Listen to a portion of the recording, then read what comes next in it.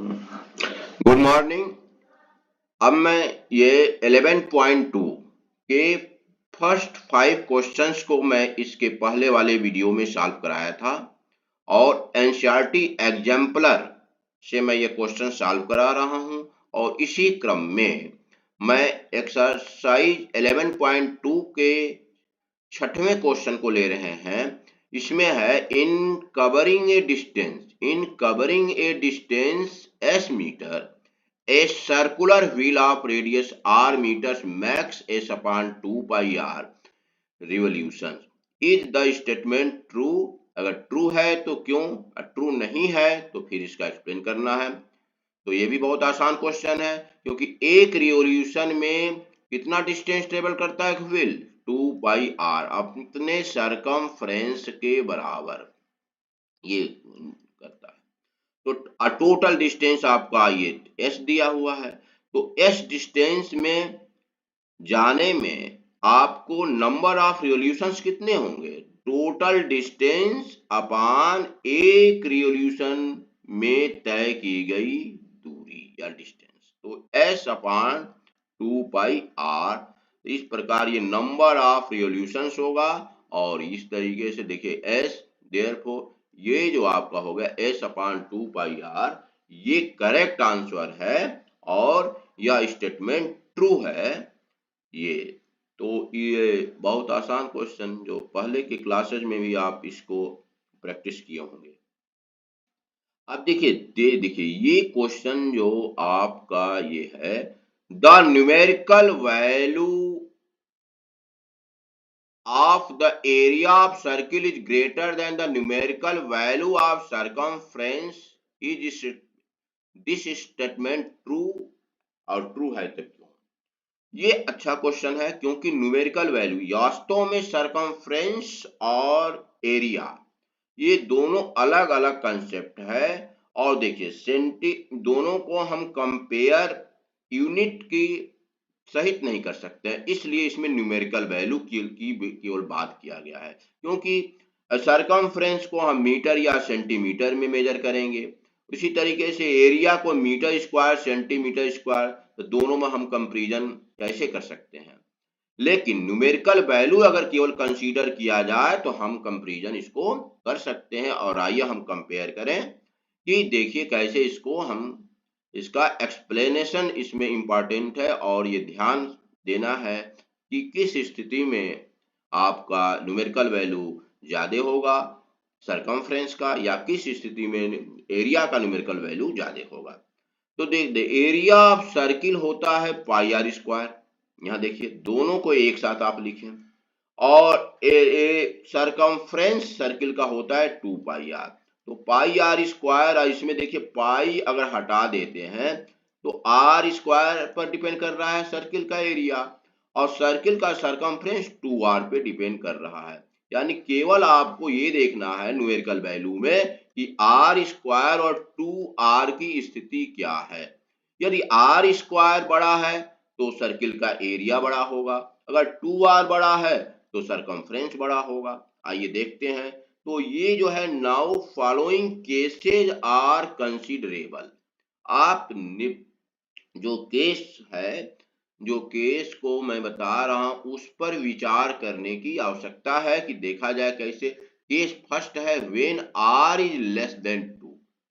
Are less than 2 में का मतलब कि आप आर को 1/2 ले लीजिए, आर को 1 ले लीजिए, आर को 3/2 ले लीजिए। तो इस तरीके से जब 2 से छोटा आर लेंगे तो देखिए आर स्क्वायर और 2 आर में क्या रिलेशनशिप बन रहा है। मान लीजिए हम आर इक्वल टू 1/2 ले रहे हैं तो आर स्क्वायर 1/4 होगा और 2 आर आपका 1 हो जाएगा, यानी 2 आर स्क्वायर से बड़ा हो जा रहा है। तो इस स्थिति में अब आइए फिर हम एक पर देख रहे हैं, अगर आर इक्वल टू 1 लिया जाए तो आर स्क्वायर इक्वल टू 1 जबकि 2 आर इक्वल टू 2, इस स्थिति में भी आर स्क्वायर देखिए 2 आर से छोटा हो जा रहा है।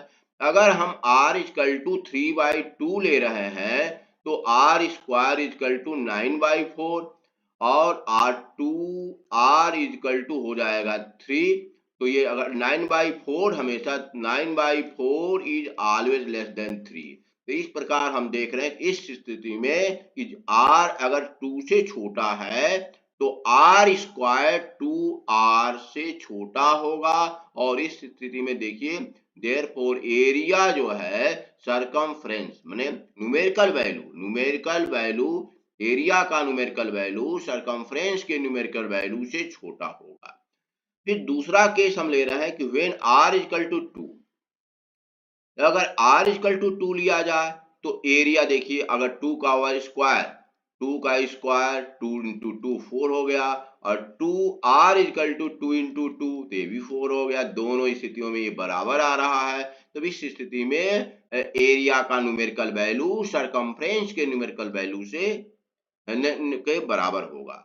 अब तीसरा केस जब हम ले रहे हैं कि when r is greater then 2, तो r स्क्वायर और ग्रेटर देन तो r स्क्वायर 2r से बड़ा मिलेगा। इसको हम देख सकते हैं कि अगर 2 से बड़ा कोई भी वैल्यू मान लो 3 लेते हैं तो 2 से बड़ा है तो 3 का स्क्वायर 9 हो गया, 3 का स्क्वायर 9 और 3 का 2 टाइम्स ये 9 और ये 3 का 2 टाइम्स 6 आ जाएगा। तो 9 इज ग्रेटर देन 6 यानी r स्क्वायर 2r से बड़ा आ रहा है। तो इस तरीके से r square is greater then 2r। तो इस स्थिति में एरिया का न्यूमेरिकल वैल्यू सरकमफ्रेंस के न्यूमेरिकल वैल्यू से बड़ा होगा। तो इस तरीके से हम जो जनरल स्टेटमेंट इसमें जारी नहीं कर सकते हैं क्योंकि हर केस को ध्यान देना पड़ेगा।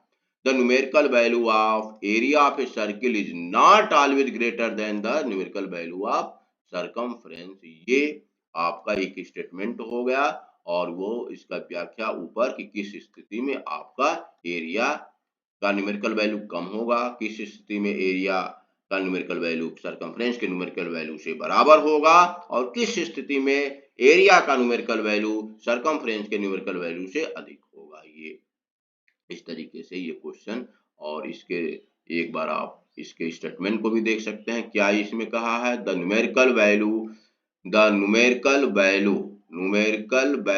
Of area of circle is greater than the numerical value of its circumference. Is this statement true? Why? तो अगर ट्रू है तो वाई। तो ये सब आपको एक्सप्लेन किया गया। ठीक, अब इसके बाद 8th क्वेश्चन है if the length of an arc of a circle of radius r is equal to that of an arc of a circle of radius 2r। तो देखिए इसमें दिया है दो सर्किल हैं, एक सर्किल ऑफ रेडियस r एक है और एक सर्किल ऑफ रेडियस 2r है। तो हम दोनों को बनाए हैं। फर्स्ट सर्किल है रेडियस r का और सेकंड सर्किल है रेडियस 2r का। Then the angle of corresponding sectors of the first circle is double. तो और इसमें दे दिया आर्क लेंथ दोनों का s रखा गया है। देखिए दोनों को इक्वल ये माना गया है। तो इस करस्पॉन्डिंग एंगल सेक्टर का जो करस्पॉन्डिंग एंगल ये पूछ रहा है कि दोनों में क्या रिलेशन होगा।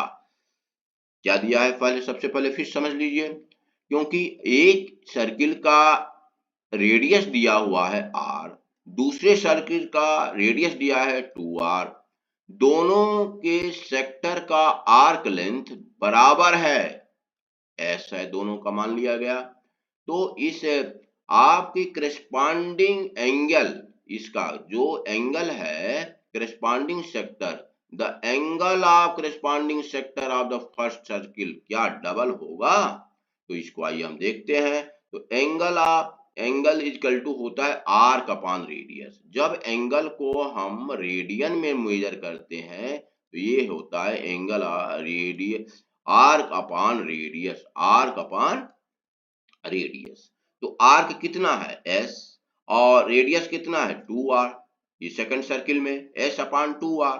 तो थीटा यदि हम एंगल लेते हैं तो s अपॉन 2r और इसकी सहायता से हम निकाल सकते हैं कि थीटा जो है आपका एंगल ऑफ द फर्स्ट। तो इस देखिए theta equal two implies that अब यहाँ से देखिए आर एस बाई आर हो जाएगा, आपका 2 यहाँ चला आएगा, तो S by R is equal to 2 theta, और यहाँ आर का अपान रेडियस यदि आप लिखेंगे तो यही आएगा एस अपान आर।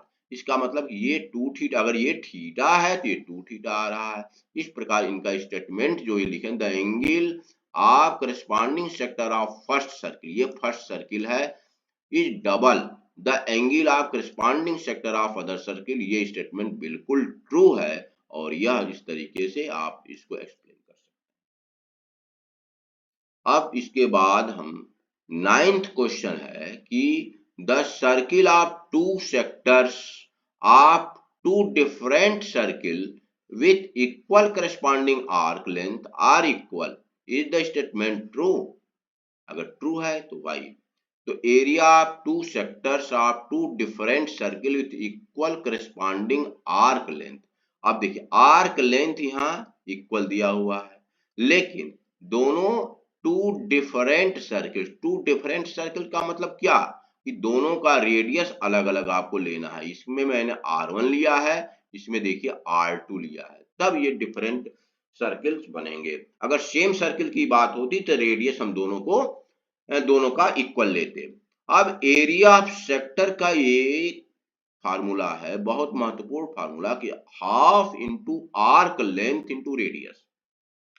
अब इस फार्मूले पर मैं थोड़ा चर्चा करना चाहूंगा कि हाफ आर्क लेंथ, अगर आर्क लेंथ आपका यस है, रेडियस आर है और हाफ इसमें मल्टीप्लाई कर देंगे तो यह निकल जाता है सेक्टर का एरिया। जिस का मान लीजिए कि आप पूरे सर्किल का एरिया की बात करते हैं, अगर सर्किल का एरिया की बात आप करेंगे तो आपका आर्क लेंथ कितना हो जाएगा, 2 पाई आर हो जाएगा, और आपका जो आर्क लेंथ हो गया 2 पाई आर हो गया, और रेडियस आपका आर हो गया, और हाफ से मल्टीप्लाई कर देंगे तो ये देखिए पाई आर स्क्वायर, सर्किल का एरिया पाई आर स्क्वायर इससे आ जाता है। तो इस तरीके से sector is the part of circle, और सेक्टर का एरिया भी इस फार्मूले से आप निकाल सकते हैं। Area of sector is equal to half into arc length into radius. Area of sector in first circle, आप फर्स्ट सर्किल में आप half S into R one. Area of second circle, sector का area of sector in second circle half S into R two. अब कह रहा है कि is the areas of two circle equal corresponding arc length are equal. तो equal कहाँ आ रहा है, जब तक हम इक्वल सर्किल रेडियस इक्वल नहीं करेंगे। देखिए हाफ एस आर वन ये आ गया, हाफ एस आर टू ये आ गया, both are not equal, therefore statement is not, तो ये इक्वल नहीं होगा। अब आइए हम आज के लास्ट क्वेश्चंस पे, यानी एक्सरसाइज 11.2 एनसीईआरटी एग्जाम्पलर क्लास 10 में के लास्ट क्वेश्चन, ये आज का ये लास्ट क्वेश्चन है। The areas of two sectors of two different circle are equal. ये एरिया इक्वल दे दिया है, क्या एरिया ऑफ सेक्टर ऑफ, बस वही 9th का ही रिपीटेशन है, इसमें थोड़ा सा अलग लैंग्वेज किया गया है। Area of sector of first circle of radius R1 equal to हो गया, एरिया ऑफ सेक्टर हो गया हाफ R1 S1। क्लियर है, दो चूंकि डिफरेंट सर्किल है और मैं आर्क लेंथ इसमें ले लिया हूं S1, इसमें मैं आर्क लेंथ S1 ले लिया हूं। Area of sector of second circle of radius R2, तो इसमें आपका हाफ R2 S2। अब दिया है area of two sectors of two different circle are equal, तो मैं इक्वल कर दिया, हाफ से हाफ कैंसिल हो गया, R1 S1 equal to R2 S2। तो क्या is it necessary that corresponding arc length are equal. तो क्या देखिए अब कब इक्वल होता, जब ये इक्वल होता उसी समय जब R1 R2 के बराबर हो। It is obvious that you can not से that for being equal area of sector it is necessary that their corresponding arc lengths are equal, क्योंकि R1 देखिए यहाँ R1 और R2 दो अलग अलग रेडियस है सर्किल के, यानी दोनों different two sector, area of two sector of two different circle दिया गया है, इसलिए हम कह नहीं सकते हैं कि दोनों का आर्क लेंथ इक्वल होगा। इसलिए इस तरीके से आप एक्सप्लेन कर सकते हैं। मैं एनसीईआरटी एग्जाम्पलर को कंप्लीट सॉल्व करके कंप्लीट एक्सप्लेनेशन दूंगा। और यह अक्टूबर का महीना है, निश्चित रूप से अब समय कम है। एनसीईआरटी एग्जाम्पलर को सॉल्व करना आपके लिए बहुत यूजफुल होगा। Thank you.